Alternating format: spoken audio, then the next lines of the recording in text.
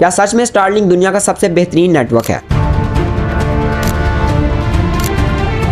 क्या सच में स्टारलिंक पाकिस्तान के बाकी नेटवर्क्स को टक्कर दे सकता है?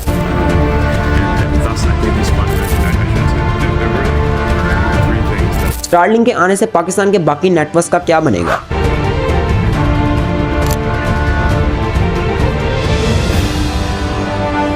ये सब सवालों के जवाब जानेंगे हम आज की इस वीडियो में।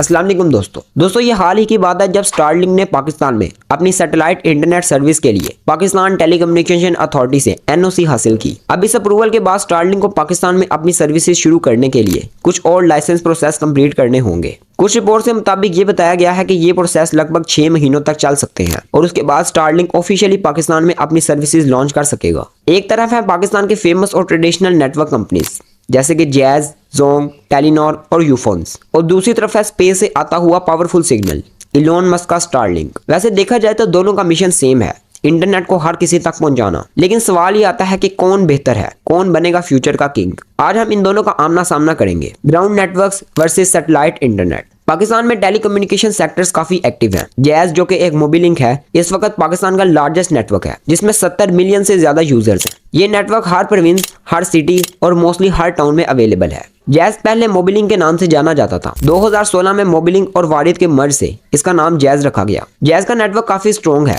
और इसकी स्पीड लगभग 15 से 30 MB की है, लेकिन हैवी लोड की वजह से इसकी स्पीड स्लो हो जाती है। इसी तरह जोंग जो कि एक चाइनीज कंपनी है, जोंग अपने फास्टेस्ट 4G स्पीड के लिए मशहूर है। टेलीनॉर और यूफोन्स भी अपनी यूनिक ऑफरिंग के साथ साथ मार्केट में मशहूर हैं। ये networks mostly ground based mobile tower का यूज करते हैं। इन नेटवर्क का सारा काम टावर पर किया जाता है। इसका मतलब यह है कि जहां पर इन नेटवर्क्स के टावर हैं वहीं पर ये कवरेज कर सकते हैं। मगर प्रॉब्लम तब आती है जब आप किसी ऐसे एरिया में जाएं जहां या तो टावर बहुत दूर हो या सिग्नल ब्लॉक हो रहे हों। पाकिस्तान के नॉर्दर्न एरियाज जैसे कि डेजर्ट्स और भी कुछ ऐसे एरियाज हैं जहां सिग्नल बहुत वीक होते हैं और कभी कभार तो यहां पर सर्विसेज भी हासिल नहीं की जा सकती। अब आते हैं स्टारलिंक पर। इलोन मस्क का ये प्रोजेक्ट दुनिया को सैटेलाइट इंटरनेट सर्विस प्रोवाइड करने के लिए डिजाइन किया गया है। इस प्रोजेक्ट में 3000 से ज्यादा सैटेलाइट्स को अर्थ के लोअर ऑर्बिट पर रखा गया है जहां से वो high speed internet directly ground तक भेज सकती हैं बगैर किसी टावर के। स्टारलिंक का एम है दुनिया के हर कोने तक इंटरनेट पहुंचाना, चाहे वो कोई जंगल हो, डेजर्ट हो, माउंटेन्स हो या फिर ओशंस हो। ये सर्विसेज खास तौर पर उन एरियाज के लिए डिजाइन की गई हैं जहां ट्रेडिशनल इंफ्रास्ट्रक्चर बनाना मुश्किल है।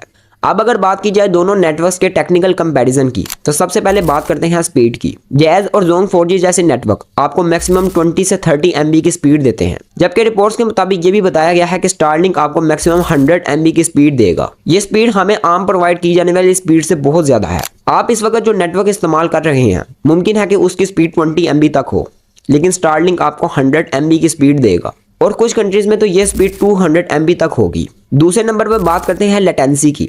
लेटेंसी का मतलब है सिग्नल का डिले, यानी कि डाटा आपके डिवाइस से सर्वर तक कितनी देर में जाता है और कितनी देर में आपकी डिवाइस पर वापस आता है, इसे लेटेंसी कहा जाता है। यह यूजुअली मिली सेकेंड्स में मेजर की जाती है। जैज नेटवर्क आपको 35 मिली सेकेंड से 60 मिली सेकेंड की लेटेंसी प्रोवाइड करता है, यानी कि जैज का सिग्नल 35 मिली सेकेंड से लेकर 60 मिली सेकेंड तक लेता है आपके डाटा को सर्वर तक ले जाने में और सर्वर से वापस आपकी डिवाइस तक ले आने में। जबकि जोंग आपको 30 मिली सेकेंड से 50 मिली सेकेंड की लेटेंसी प्रोवाइड करता है। लेकिन स्टारलिंक का कहना है कि उनका लेटेंसी रेट 20 मिली सेकेंड से लेकर 40 मिली सेकेंड तक होगा। ये लेटेंसी रेट बाकी नेटवर्क के मुकाबले में काफ़ी कम है और काफ़ी इंप्रेसिव है, यानी कि लेटेंसी रेट जितना कम होगा सिग्नल उतना ही जल्दी ट्रैवल कर सकेगा।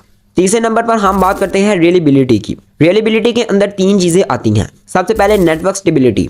आपने अक्सर देखा होगा कि जब आप कॉल करते हैं तो अक्सर कॉल ड्रॉप हो जाती है, ये नेटवर्क के अनस्टेबिलिटी की वजह से होता है। दूसरे नंबर पर बात करते हैं कंसिस्टेंट स्पीड। नेटवर्क के सिग्नल कितनी मरतबा फ्लक्चुएट करते हैं उसे कंसिस्टेंट स्पीड कहा जाता है। तीसरे नंबर पर बात करते हैं अप टाइम की। नेटवर्क कितनी वक्त तक एक्टिव रहता है बगैर किसी मसले के, उसे अप टाइम कहा जाता है। लेकिन स्टारलिंक हर जगह परफेक्ट नहीं है।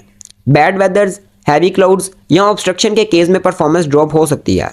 अब अगर इनकी कॉस्ट पर बात की जाए तो ट्रेडिशनल नेटवर्क्स में आप मैक्सिमम 100 रुपीज़ का मंथली पैकेज लगाकर स्मूथ इंटरनेट चला सकते हैं, लेकिन पाकिस्तान में स्टारलिंक इंटरनेट हासिल करने के लिए आपको लगभग 80,000 से लेकर 1 लाख रुपए तक खर्च करने पड़ेंगे।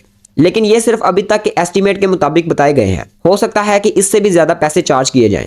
ये डिपेंड करता है कि आप किस कंट्री में स्टारलिंक की सर्विसेज हासिल कर रहे हैं। अब बात करते हैं कि स्टारलिंक को पाकिस्तान में लाने का असल मकसद क्या है। अगर आप अर्बन एरियाज में रहते हैं तो स्टारलिंक आपके लिए बिल्कुल नहीं है। आपके लिए अदर नेटवर्क बेस्ट रहेंगे। आपको इतने पैसे खर्चने की कोई ज़रूरत नहीं।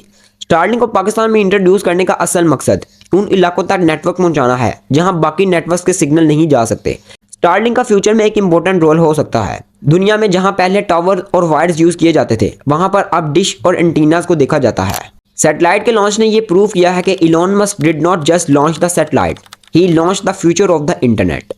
वीडियो के लास्ट में मैं आपसे एक बात कहना चाहूँगा कि दुनिया के बाकी कंट्रीज़ चाहे 6G और 7G को इस्तेमाल कर रहे हैं, लेकिन पाकिस्तान में भी बहुत जल्द 5G इंट्रोड्यूस होने जा रहा है। आप इसके ऊपर क्या राय रखते हैं, अपनी राय नीचे कमेंट सेक्शन में लाजमी बताइएगा।